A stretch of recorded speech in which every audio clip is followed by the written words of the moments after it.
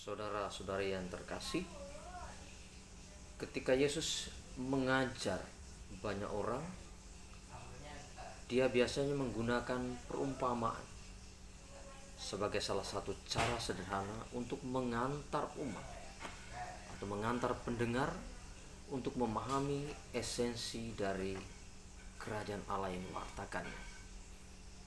Salah satu perumpamaan yang menarik yang digunakan oleh Yesus yaitu perumpamaan tentang anak yang hilang. Si bungsu yang meminta warisannya kepada ayahnya untuk kemudian pergi menghabiskannya bersama dengan orang-orang yang dijumpainya saat ia berada di perantauan.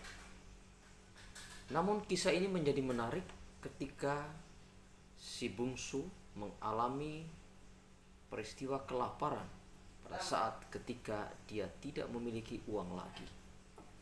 Pada saat itu dia memutuskan untuk memakan makanan ternak, makanan babi. Hal ini mau menggambarkan bahwa si bungsu telah kehilangan martabatnya sebagai seorang manusia. Mulai dari situ ia menyadari bahwa bapakku di rumah begitu banyak pembantunya. Dan pada saat itu dia membangun rasa sesal dan tobat dan kembali pulang ke rumahnya.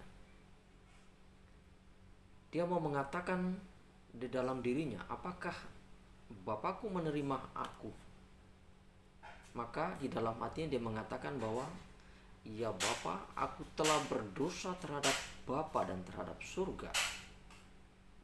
Aku tidak layak lagi disebut sebagai anak Bapa. Jadikanlah aku sebagai seorang upahan. Ini mau menggambarkan sikap tobat. Satu titik balik di dalam kehidupannya.